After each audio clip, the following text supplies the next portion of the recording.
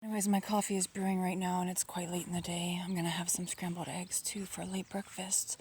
But I bought some rocks for my pond, but I was like, well, I tried to dig into the ground here so that I could create a downward lip to tuck my landscape fabric into, and then I was thinking about just mulching the whole thing, but I could not actually, it's all gravel pack under here. I couldn't even sink my shovel in. So I'm having to kind of cover the edge of this. I put some river rock over it. I got to do an overlap here, so I'm keeping that open. But I didn't want the mower to be grabbing huge rocks like these pond pebbles, or I didn't want the birds kicking up the tiny rocks from the edge. So I got the river rock on the edge. There's 3 bags of that is what it took to just put in an edge of river rock here. And then I had just 2 bags of pea gravel left that I put a base down on, and then I put 2 bags of pond pebbles down across it. And I'm not sure what I'm gonna do, because obviously to hardscape this whole thing will cost up some money. But it's like I'll be fishing out all sorts of mulch later. I don't know what I'm gonna do. I'm thinking about it. But this is a 5.8 ounce, very heavy weed cloth that is, a 20-year plus, but you got to cover it. You have to cover it properly in order for it to last that long. It could potentially last up to 4 decades if I have it covered properly. So this is meant to be more of like permanent bed, like this area I'm like going to be hardscaping and doing in like this more permanent weed cloth, because I wanted to add like a structure and a really heavy anchor to my property, because I'm so lackadaisical about so many things. I've got my crazy, plantain field going over here, and I'm gonna have my kind of crazy rain garden pond, and this area is not structured.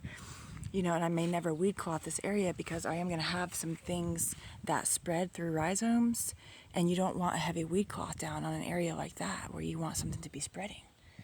So I'm just going to try to have this anchor point in here. I got to look up because there is, clay down here, under here. I've been digging quite deep. I'm not close to being to my 2-foot limit yet though. So I'm not sure how deep I'm actually going to go with this. Okay, because if I go deep, that could mean that even in the dry season, it might hold on to some water or it need less filling. I don't know. But there is that clay pack down there, and I was remembering that some people, what they do, instead of lining their ponds with plastic, they put clay down. So I don't know what the price difference is and things like that, and the pros and cons and all that, because if I put clay down, maybe weeds will still be popping up all over the place. Okay, but I'm not anywhere close to being ready to put a pond liner down in this. For the bigger pond that I have up there, that's going to be $100 for the liner. Okay, and so for this, it's like a much bigger size. So I'm not really ready to get into that yet. I know that at least during that part of year, this area will catch a lot of water and be a big duck puddle. So I'm just going to keep digging, decide what to do with it later. I don't really need this to be ready for quite a while. And I'm actually really happy that I decided to move like my main pond that I'm going to keep water flowing through in the winter probably, that I decided to move it up here instead of do the one in the back first, because people are going to be able to see my ducks splashing around in that pond. Because I had so much stuff there, I can pull the car up, but I'm gonna not be keeping the car here, so people will be able to see the ducks playing and stuff, even when this pond is not full. So I'm super excited. I decided that I'm just gonna go ahead. I don't know, guys. Maybe I shouldn't do it. I was gonna tell you my secret because I'm so stoked and so excited of what I've got going on in a couple weeks here, but I don't want to ruin the surprise either because it's super special. But I got a lot of work to do, but basically my pond liner don't come in for a little while, the bigger one. So over the next, I gotta move this. I'm trying to just use this as a little bit of shade situation kind of for my, I'm gonna see it here because it was actually, I actually had it in the bathroom because it was root bound and it was drying out so fast, and it has been in the shade for a while. So it's wilting. But anyways, I got like a week to deal with this, and I'm going to continue picking out the weeds in my bean patches in the meantime. And then after that, I have to basically pivot to dealing with my roof situation. And then also, I have to hold space for potentially having to go out of state to do the repairs on my rental house myself, depending on what the estimates come in as, because I was supposed to have some estimates coming in already, and it's like I feel like people are beating around the bush. And so I'm thinking it might end up being ugly, and I may actually end up having to go down there and do the work myself. There's just some deck work and some concrete stair work that is like kind of potentially be the expensive things. So I did not actually have to put very much in repairs at all last year, so it is kind of like catching up to me this year on my little podunk rental house. So yeah, I gotta just see how things go. But I'm excited because I feel like about my anchor space that I'm creating here, because I feel like it's one of those things that if for some reason this house was like sitting empty for a couple of years again or even longer, you know, my dad's cabin after he passed away was empty for 6 years when I went back there, you know, but I feel like even if this place is empty for a little while and like everything is all crazy and overgrown again, you'll still be able to pull into the driveway and there will still be this beautiful anchor point. So I will have to like fence my evergreen over there and stuff to keep it from getting eaten though. But I feel excited about this. I feel like this is like, you know, part of me really wants my matching couch to my chaise, but I feel like this is kind of like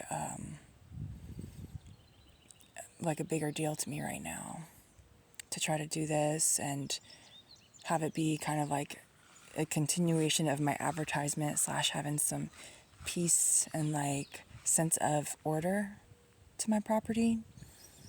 And then I also feel like potentially when I get my nursery going that I might even be able to pick up some side jobs doing landscape consulting and things like that. I don't know how well that'll go because a lot of people out here don't have money. But one thing that I do want to do this winter is I'm going to order up some different kinds of seeds for rare maples, because they won't give you a whole bunch of them. But when you look at what some of these rare maples cost compared to like almost none of them are available locally, I think I would be able to have choose some good varieties that will have a lot of appeal to people, and I could sell smaller ones for a more affordable price and then have larger specimen trees and pots that I could sell for even up to $300 for some of those maples.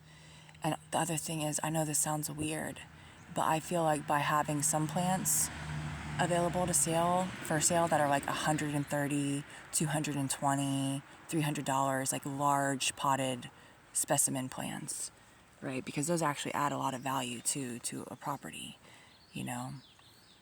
Some trees and things. It's like having good landscaping helps your property values, and they're beautiful. But I feel like if somebody comes and shops and I have to maybe do some security for those or grow those on the back of my property and just bring them up like one at a time so that people can kind of see what I have. But I feel like having plants that are at that price point will make my other plants that are like $5, $10, $15 seem valuable just from proximity and like a really good price, if that makes sense. I feel like my more affordable plants that I'm going to be focusing on might actually sell better when people see like, oh, this lady like also has like super fancy stuff. And I don't know, we'll see how it actually goes. But I've always kind of wanted to get into some rare maple growing anyways. And I've gotten seeds before many years ago, but you have to like cold stratify them, all this stuff. So I feel like that would be a good wintertime project. I did that one winter with Dunstan chestnut trees. I sprouted a whole bunch of them. But again, my zone on the map is kind of a little bit of a lie. I'm not actually in the zone on my specific property. And you know, my neighbor that came over to visit was saying the same thing. is they have things that were supposed to be able to grow here that died from the cold. So some of us are in these weird frost pockets. But anyways, I'm rambling now, and my coffee should be done brewing, so goodbye.